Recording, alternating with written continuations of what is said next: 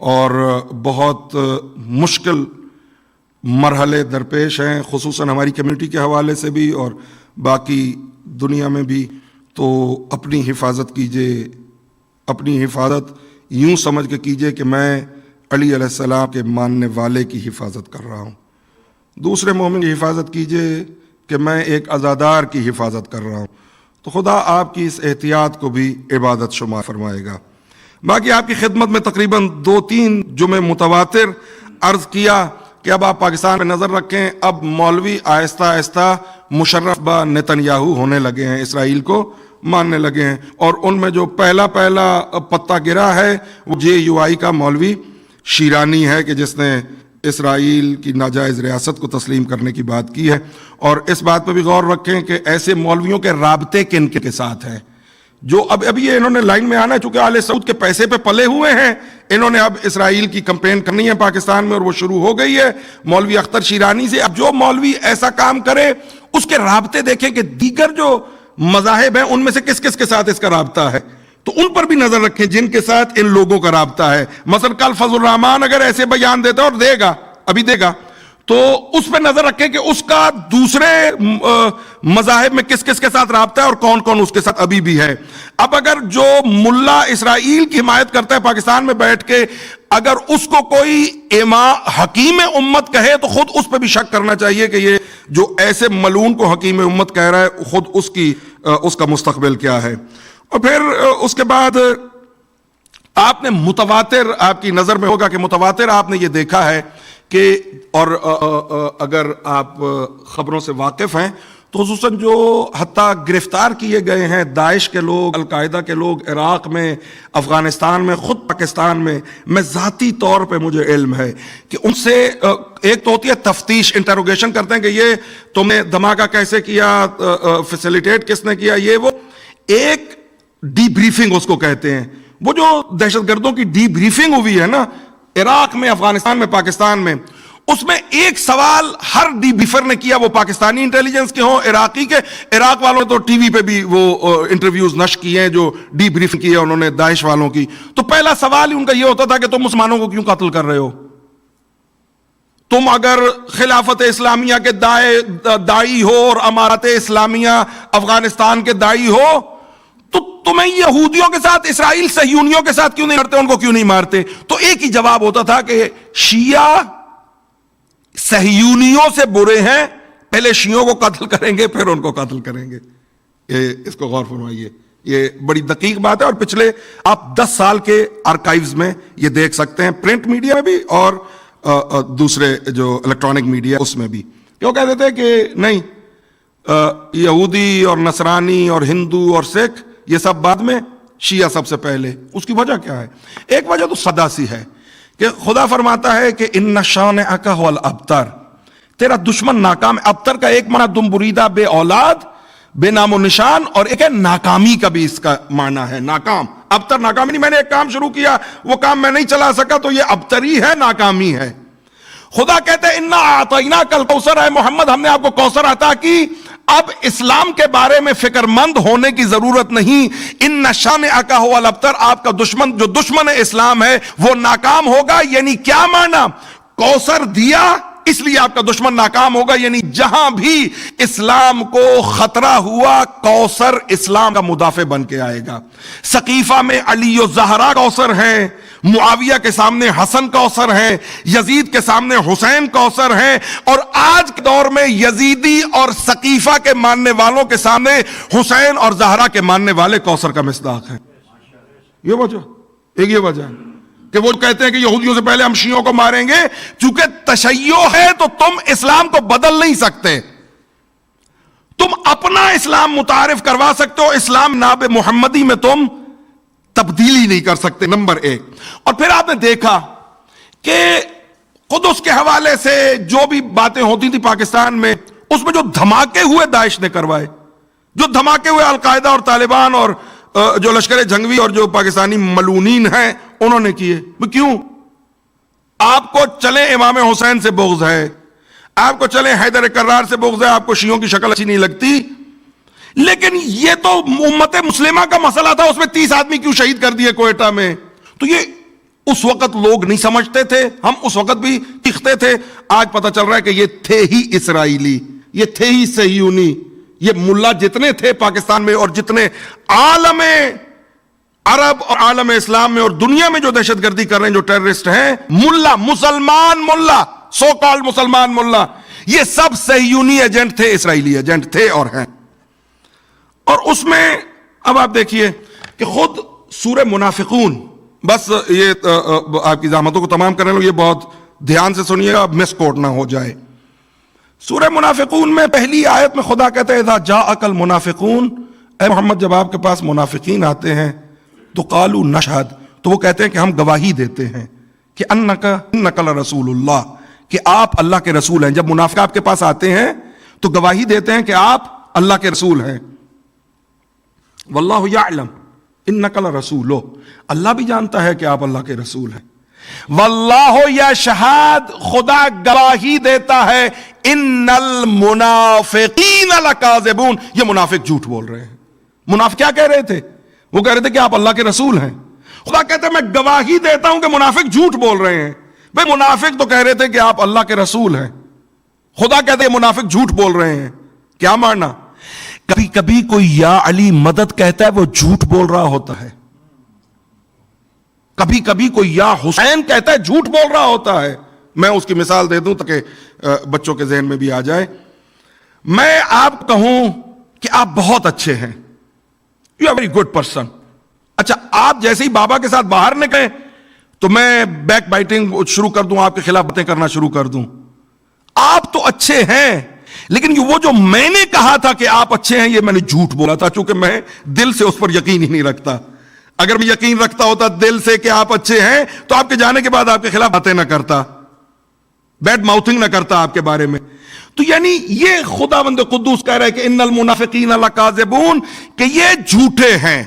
نہیں, اگر فقط قرآن سے نہیں, آپ نے تاریخ سے حوالہ دیکھنا ہے. جب ثقیفہ میں حق کے امیر کائنات غصب کیا گیا تو وہ شخص جو امیر کائنات کی سو کالڈ مدد کرنے کے لیے آیا وہ معاویہ کا باپ ابو سفیان تھا. کہا مجھے حکم دیں, یہ حق آپ کا ہے. غلط کہہ رہا ہے؟ نہیں. کہا یہ حق آپ کا ہے. ثقیفہ نے قبضہ کر لیا, ٹھیک کہہ رہا ہے. میں سواروں سے مدینے کی گلیاں بھر دوں آپ کے لیے. اٹ ساؤنڈز فینٹاسٹک, بہت خوبصورت سنائی دے رہا ہے کہ معاویہ کا باپ علی علیہ السلام کی مدد کرنے آ رہا ہے. معاویہ کے باپ تک حق پہنچ گیا کہ ثقیفہ نے حق کے امیر المومنین غصب کیا ہے. یہ ہم کہیں گے کہ ریولوشن آ گیا, انقلاب آ گیا ہے. ابو سفیان امیر کائنات کی مدد کے لیے آ گئے. لیکن اگر فراست علویہ انسان کے پاس ہو تو معلوم ہوگا کہ یہ ابو سفیان ملعون علی علیہ السلام کی مدد کرنے نہیں آیا, بلکہ یہ تینوں باتیں سچ کر کے اسلام کو نقصان پہنچانا چاہ رہا ہے. کلمۃ الحق یراد بہا الباطل. آپ کہیں پہ ہو, آپ کی جان کو نقصان ہو, اگر آپ کا پتہ چل جائے کہ آپ شیعہ ہیں, آپ مومن ہیں, آپ کی جان کو خطرہ ہو, اور میں وہاں آپ کو کہوں یا حسین اور یا علی مدد, حرام ہے. مومن کی جان بچانا واجب ہے. یہ اب جو وہاں پہ آپ کو جا کے کہے گا وہ آپ کی جان کا دشمن ہے, وہ تشیع ظاہر نہیں کر رہا. ان المنافقین لکاذبون, یہ منافق لوگ جھوٹ بولتے ہیں. اب اگر سیدہ کے حق میں آپ کو آواز اٹھتی نظر آئے انگلینڈ سے تو جھوٹ ہے, وہ جھوٹ ہے, وہ سازش ہے. اس سازش کا شکار نہ ہو جائیے. انگریزوں کو, انگلینڈ کو اور ہالی ووڈ کو کب سے تشیع کی فکر لگ گئی ہے کہ جیسے ہی اسرائیل کو یہ غاصب حکمران تسلیم کرنے پہ آئے ہیں اور ان کے ملکوں میں عنقریب ایک بہت بڑی تحریک اٹھنے والی ہے, اس وقت اس تحریک کا رخ موڑنے کے لیے اگر کہیں سے سیدہ کے حق میں یا تشیع کے حق میں یا مومنین کے حق میں آواز اٹھے کہ شیعہ سنی کو آپس میں لڑا دیا جائے تو وہ آپ کا دوست نہیں, آپ کے خلاف سازش کر رہا ہے. اس بات کو مد نظر رکھیے. کون کہہ رہا ہے, کہاں سے کہہ رہا ہے, کون ہے اس کی پشت پہ, ان باتوں کو مد نظر رکھیے. فقط یہ نہیں کہ فلاں نے یا حسین کہہ دیا کمال ہو گیا, نہیں, کمال نہیں ہوا. یا حسین کہنا آپ کا حق ہے, پاک زبانوں کا حق ہے یا حسین اور یا فاطمہ کہنا. قرآن گانے والا پڑھے، ہوش مت ہوئیے، قرآن پاک زبانوں کے لیے آیا ہے. تو اس بات کو مد نظر رکھیے کہ اور آپ دیکھیں گے آئندہ آنے والے 2-3 چند مہینوں میں آپ دیکھیں گے کہ وہ جو ایک پوری تحریک ڈیولپ ہو رہی ہے ان ڈکٹیٹرز کے خلاف، ان بادشاہوں کے خلاف. اسلام میں بادشاہت کا کوئی تصور نہیں ہے. وہ مغل بادشاہ ہوں، وہ کوئی ہوں، وہ آج کے ڈکٹیٹرز ہوں، سب کے سب غیر اسلامی ہیں. تو جب ان کے خلاف ایک تحریک ڈیولپ ہو رہی ہے تو اس وقت ایسا کم کیا جائے کہ اٹینشن ڈائیورٹ ہو جائے، بجائے صہیونیوں کے شیعہ اور سنی پہ تماشا آ جائے. اس کو ذہن میں رکھیے اور اس حوالے سے چوکن نہ رہیے، کسی کے باتوں میں نہ آئیے. حتیٰ محمد رسول اللہ صلی اللہ علیہ وآلہ وسلم وہ بہت بڑے ایک بجٹ کی مووی بنائی ایرانیوں نے. جب رسول اکرم کی شان میں گستاخی ہوئی ڈنمارک میں اور ادھر ادھر، بہت بڑی فلم تھی. وہ پخش ہونے سے پہلے اس کو میک شور کیا گیا تھا، یہاں تک ہم نے اور علماء مراجع نے آواز اٹھائی کہ اس میں جو کردار رسول اللہ صلی اللہ علیہ وآلہ وسلم کے حوالے سے دیا گیا، چہرہ نہیں دکھایا گیا، فقط پشت دکھائی گئی چلتا ہوا. تو کہا کہ نہیں، ایسا نہیں ہونا چاہیے. ایک نورانی ہیولا چلاؤ، کسی شخص کو مت چلاؤ اور فلم میں دکھاؤ کہ حالانکہ پشت سے.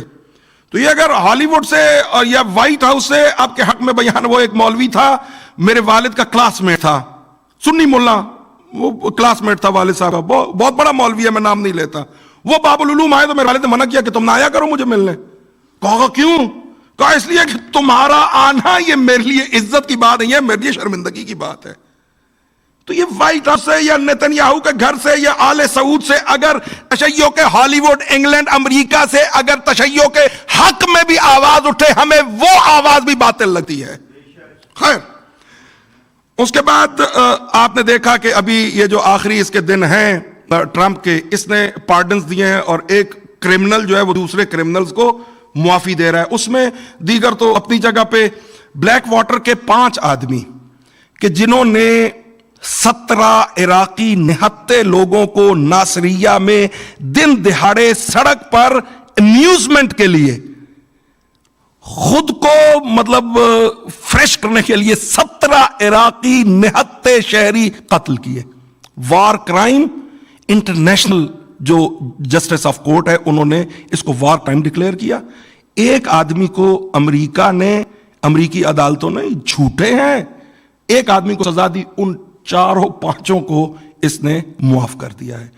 اور یہ کبھی کبھی ہمارے لوگوں کے ذہن میں یہ عجیب بے خبری ہے کہ وہ سمجھتے ہیں کہ بی بی سی اور یہ رسانے جو ہیں اور یہ جو چینلز ہیں یہ سچ بولتے ہیں. یہ پتہ ہے کیسا سچ بولتے ہیں کہ آپ کو 4 خبریں میں بتاؤں گا بالکل سچی، اس میں میرا کوئی نقصان نہیں ہے سچ بتانے میں، لیکن جب آپ کی باری آئے گی تو ایسی آگ لگاؤں گا آپ میں کہ حسینیہ میں اگر 50 آدمی آتے ہیں تو 5 بھی نہیں آئیں گے. آپ کہیں گے وہ پیچھے 4 اس نے ٹھیک باتیں کی تھی، اس میں اس کا مفاد نہیں تھا مولوی کا، اس میں مفاد ہے تو اس میں اس نے آگ لگا دی ہے. تو اس بارے میں بالکل ذہن میں رکھیے. اور 11 اور 5 سال کا بچہ بھی اس میں مارا گیا، ان کو چھوڑ دیا. یعنی مسلمان کا خون اتنا ارزان ہے. میں نے آپ کی خدمت میں 3 جو میں پہلے سی این این کی رپورٹ اور خود جو ہے آسٹریلین نیٹ ورک، 36 افغانی قتل کیے. اور کیا کہہ کے قتل کیے؟ آسٹریلینز نے جو وہاں پہ ٹروپس تھے، جو نئے ریکروٹ ہو کے ٹروپس آئے، ان کو کہا کہ تم پہلا بندہ مار لو. یہ it's an kind of honour کہ آپ جب ملٹری میں جاتے ہیں اور وار زون میں جاتے ہیں تو you called a person. It's an honour, so called honour. کہا کہ تم اس آنر کے لیے نئے ریکروٹ آئے ہو، کل دیم. 36 آدمیوں کو مار دیا افغانستان میں صرف اس لیے کہ ہمارے جو نئے ریکروٹ ہیں ان کے سینے پہ آ جائے کہ انہوں نے ایک آدمی مارا ہے. وار کرائم. 6 سیکنڈ کی خبر تھی ان کی کنوکشن کی سی این این پہ، 6 سیکنڈ کی، میں نے گنے ہیں 6 سیکنڈ. تو یہ آپ اس کو بہرحال ذہن میں رکھیں. اور اس کے بعد آخری بات وہ یہ ہے کہ اگر کوئی سیدہ زینب کے حرم کی حفاظت کے لیے جائے، میں کینیڈا میں کھڑا ہوں، مجھے معلوم ہے حسینیہ میں تقریر کر رہا ہوں، اگر مجھے موقع ملے میں سیدہ کے حرم کے لیے مرنے کو بھی تیار ہوں، مارنے کے لیے بھی تیار ہوں. میں امام حسین کے حرم کی حفاظت کے لیے مرنے کے لیے بھی تیار ہوں، مارنے کے لیے بھی تیار ہوں. اور امریکہ سے ایک پورا جم غفیر گیا جو کردوں کے ساتھ جا کے انہوں نے لڑائی کی ہے داعش کے ساتھ. یہ داعش سے لڑنے گئے تھے مدافعین حرم. وہ اگر سیدہ زینب کے حرم کے دفاع کے لیے کوئی جائے اس کو ٹیررسٹ کہیں گے, اس کو ملیشیا کہیں گے, لیکن بلیک واٹر جو رینٹ پہ آرمی ہے جن کے لوگوں کو اس بخشا ہے ان کو کہیں گے کانٹریکٹر ہے. یعنی آپ دیکھیے کہ جو حرم سیدہ کی حفاظت کے لیے جائے داعش سے لڑنے کے لیے وہ ملیشیا ہے, وہ ٹیررسٹ ہے. اور جو امریکی پیسہ دے کے لوگوں کو مروانے کے لیے بھیجے ان کو کہتے ہیں کانٹریکٹر, کہ کانٹریکٹر ہے. بلیک واٹر کو کانٹریکٹر کہتے ہیں جنہوں نے 17 آدمی قتل کر دیے. تو یہ خصوصاً جو جوان ہیں, یہ بزرگ مجھ بہتر جانتے ہیں, میں آپ کے لیے کہہ رہا ہوں, تو اس کو ذہن میں رکھیں. ان کی باتوں سے آپ مرعوب نہ ہو جائیں. ان کو دیکھیے بہرحال.